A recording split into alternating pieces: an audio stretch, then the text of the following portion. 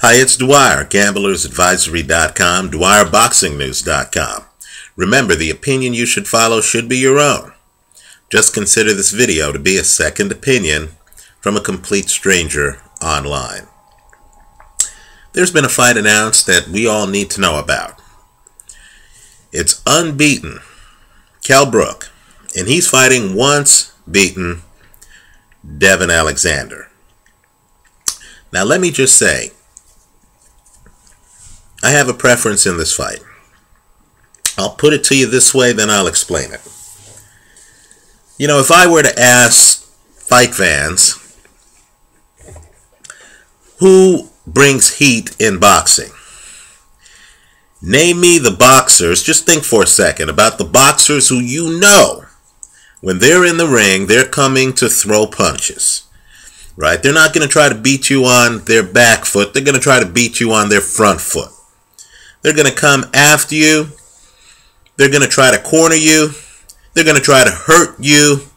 They're going to throw punches, right? Defense, not as high a priority as them doling out punishment. Now just think for a second on your list. Let's compare lists. Just think for a second about your list of action fighters. Guys who come in, they're in your face. You know they're going to throw bombs. Every fight you've seen them in, the guy has tried to throw bombs, right? There's never a fight where the guy comes in and just stands around lethargically. He's always in the ring, and he's always throwing punches. I would argue that on many people's list right now, just as you think about it, on many people's list right now would be Marcos Maidana, right? You know this guy is bringing it, right?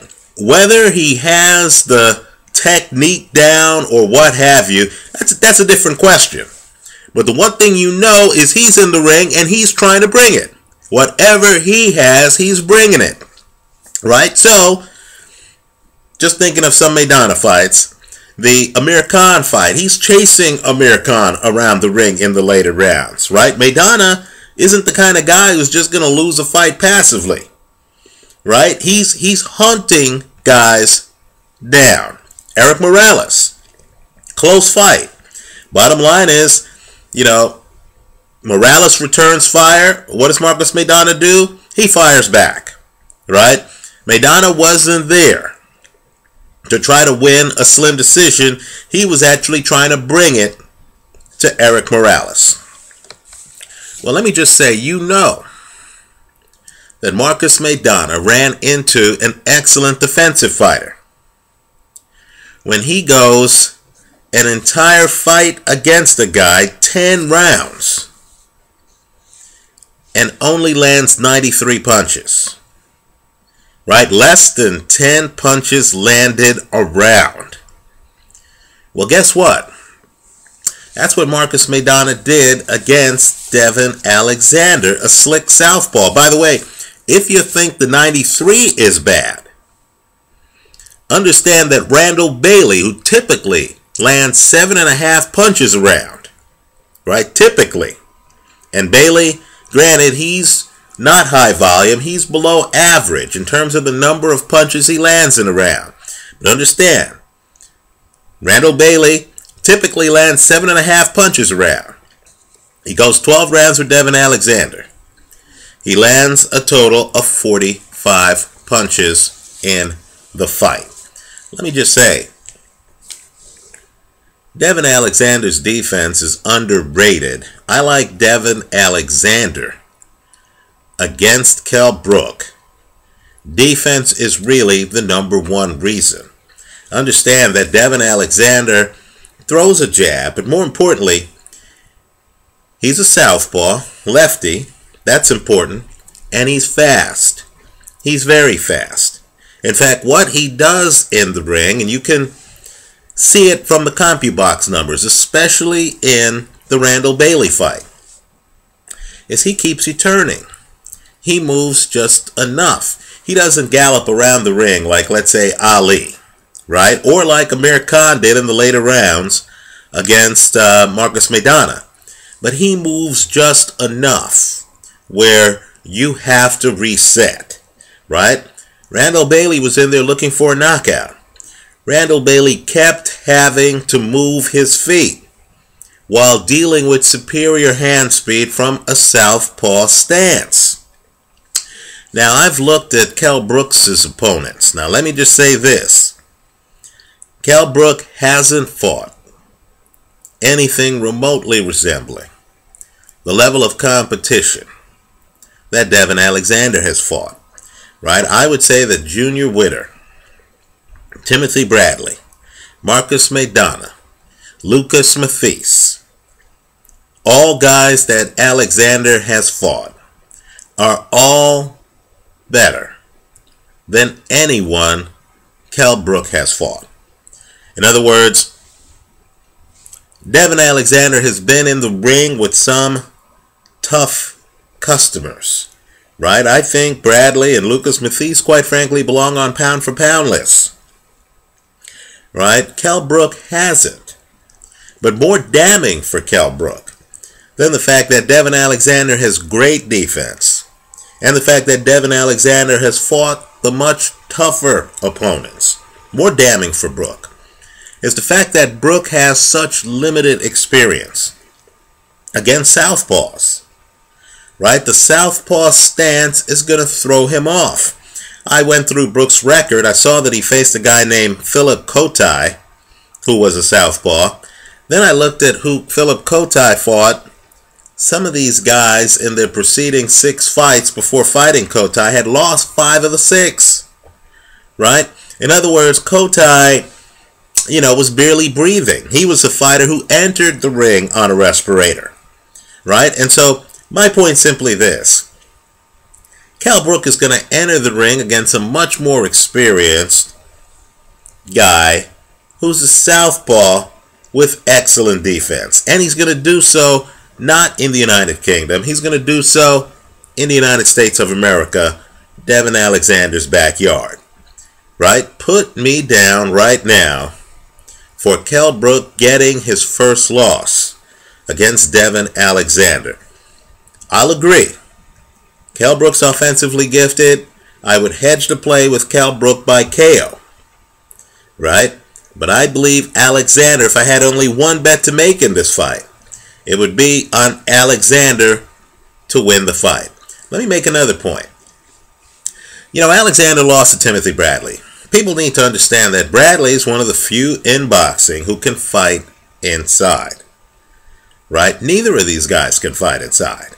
Kell Brook is not gonna get close enough to Devon Alexander where we get the headbutting issues that we got in the Alexander-Timothy Bradley fight. It ain't gonna happen. Kell Brook likes to fight you from outside. He likes to use his feet for defense.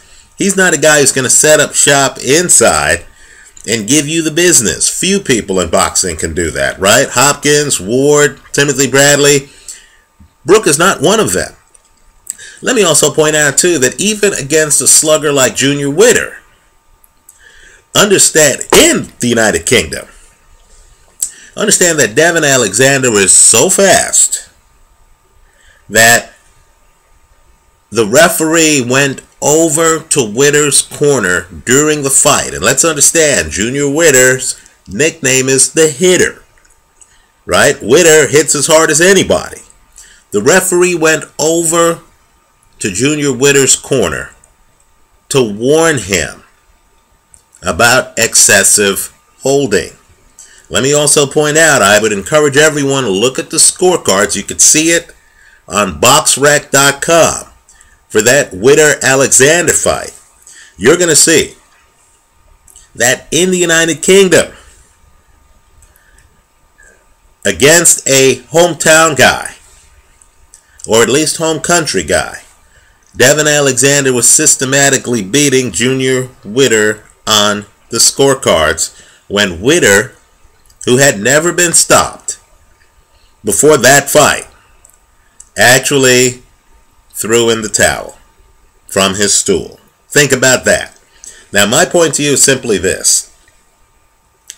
If Alexander is so fast that opponents are trying to hold him, right? Even guys with punches are trying to get breathers because the speed is just too fast. You got to slow it down. You got to find a way. You got to try to clinch him, right?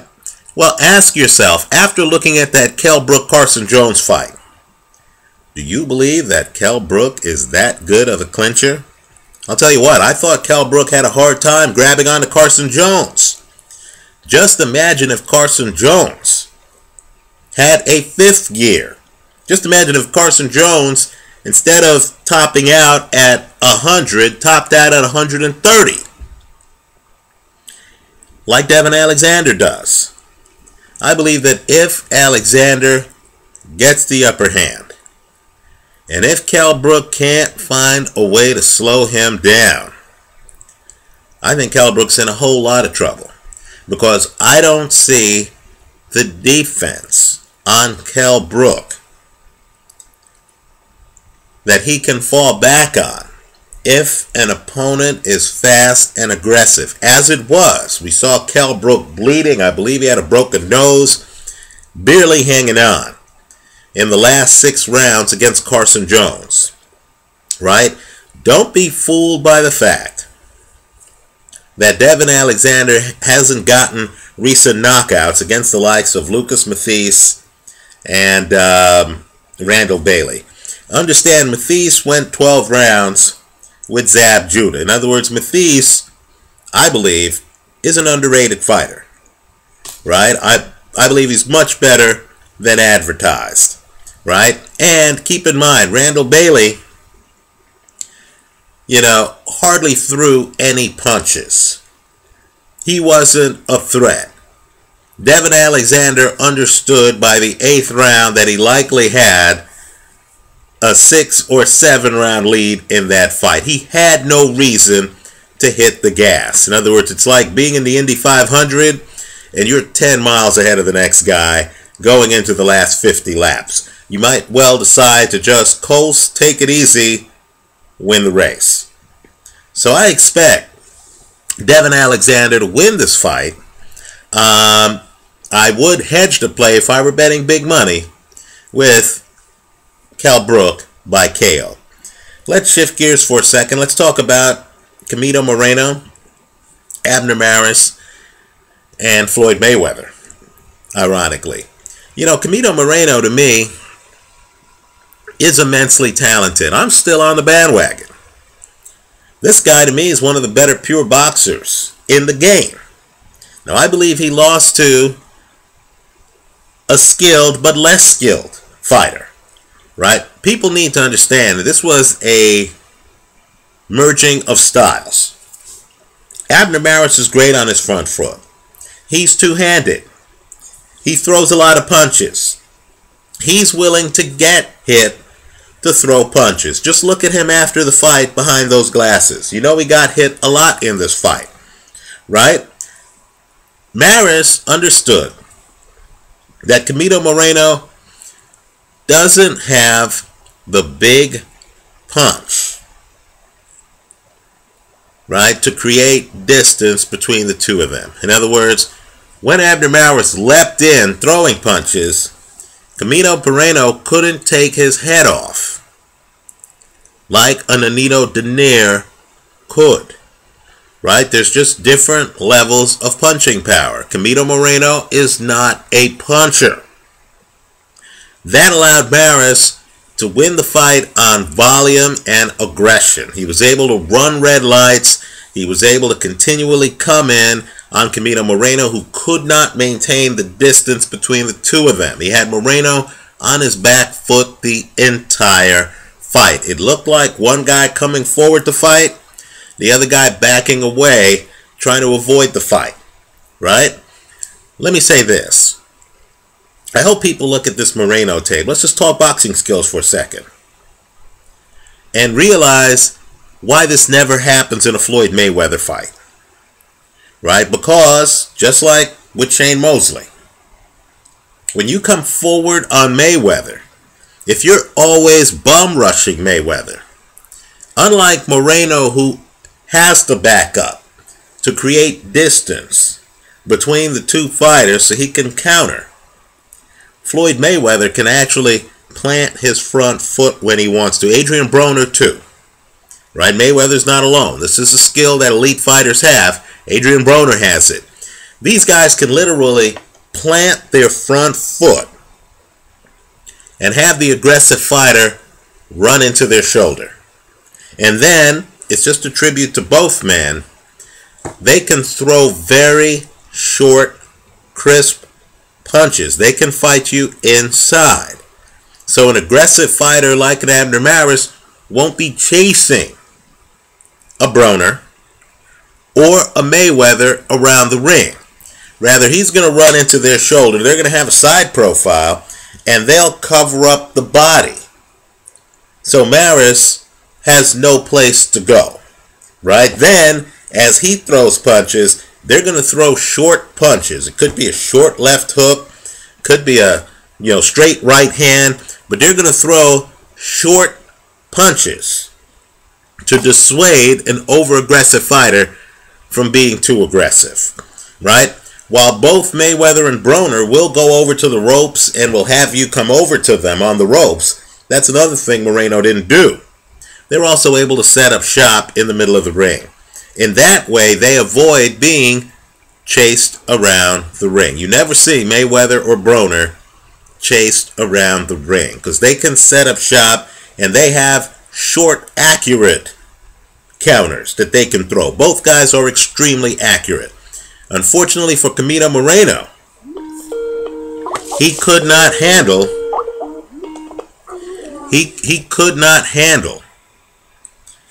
the aggression. He was always backing up. He turned Maris, but make no mistake, he was on his back foot. Right? It's worth seeing because people need to understand Moreno is one of the best defensive fighters in the game.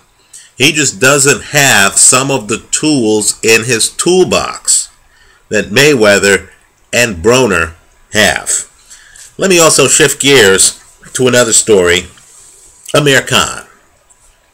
Amir Khan has said that he's willing to fight the winner of Devon Alexander or Kell Brook. Let me just be delicate here. I don't believe he's ready for either. Okay, let me make the case why. First off, he's coming off of a devastating knockout loss. Devastating. Where he hit the canvas hard against Danny Garcia. Just the loss alone really does require that he have some easy fights to get back his confidence, to not enter the ring after having been stopped, uncertain on how he's going to react to getting hit with big shots. Right? So if everything in Amir Khan's life, everything, was the same as it was before that Danny Garcia fight, after being a victim of a devastating KO like that, where he's clearly hurt, where he goes down multiple times in a title fight, Amir Khan shouldn't be fighting world-class fighters like an Alexander or a Kell Brook right away. Now you couple that with the fact that Amir Khan has hired a new trainer, Virgil Hill, who's going to retool his style, right? Because the old style left Khan vulnerable to what happened in the Danny Garcia fight. It also left Khan vulnerable to being up against the ropes against very aggressive fighters like Lamont Peterson, right? So Khan's going to be learning a new style. My point is simply this. Both Alexander and Kell Brook are simply too fast, too much hand speed for a guy who's trying to put in place a new style. In other words, these guys don't give you time to think. If Amir Khan is truly going to take advantage of Virgil Hunter's teachings, and keep in mind, Hunter is the trainer for Andre Ward, right? then Khan can't be in the ring with a guy who's so fast that Khan is going to wonder what he's doing. He shouldn't fight quick-handed guys until his new style is second nature for him. And understand, it's a qualitative change in style. He's not going from head trainer to the head trainer second in command. This isn't like the Bernard Hopkins camp, where he's dealing with one guy and then he deals with Nassim Richardson, who was under the guy. No, this is totally different. This is leaving Freddie Roach and possibly an ambush style and going to the very highly technical world of Virgil Hunter and Andre Ward, right? And so you can't be learning on the job in the ring against Devon Alexander. It just doesn't work. Let me also say, too, that understand that Kell Brook's foot speed is an outlier, right? He moves very well, right? Devon Alexander is a southpaw. Both of these guys are just too problematical for a guy who's learning a new style. You cannot judge Amir Khan on what he's done in the past because now he's in a different place. Post Peterson, post Garcia, with a new trainer. Let me also say something else too. You know, Amir Khan doesn't really move his head. You look at Andre Ward, right? Another Virgil Hunter fighter. And Andre Ward is just intuitively rolling with punches, right? Andre Ward can stand in front of an accurate, heavy puncher like Carl Froch, and he can literally just move with the punch, right? Understand, moving your head is harder than it looks. Because if you're like Amir Khan, where his head was always kind of like on his shoulders stiff, understand the minute you start moving your head, that messes with your punch resistance, right? Because you need to have a stiff neck. You need to have the timing. You need to have a stiff neck for when you get hit on the chin, right? Khan's not accustomed to being loose like Andre Ward and then stiffening up when the punch comes. It's a different level of timing. So I just believe, no one really talks about it, but I just believe that if you're learning a new style, your first few opponents really need to be guys with slow hand speed. I'll even go further. I'd say slow hand speed and, at best, moderate punching power, right? You don't want to deal with the hand speed or punching power of either Alexander. And if you don't believe he has punching power, take a look at the end of that one Urango fight. And Urango has a pretty good chin.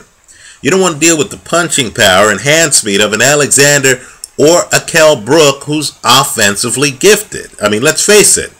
Matthew Hatton had to hang on for dear life to go the distance with Kell Brook. So I respect Amir Khan. The minute I heard he switched trainers, and the trainer's not someone working in Freddie Roach's gym who's just taking the mantle from Roach in the same style, the minute I heard that Khan is going to a totally different playbook, that to me rules him out of elite level fights for 18 months minimum, especially given that he's coming off of a devastating knockout. Khan has skills, he has his own hand speed, he has been getting hit in fights. He's going to have to retool his entire game before he starts talking smack about these guys, right? Finally, let me say this too.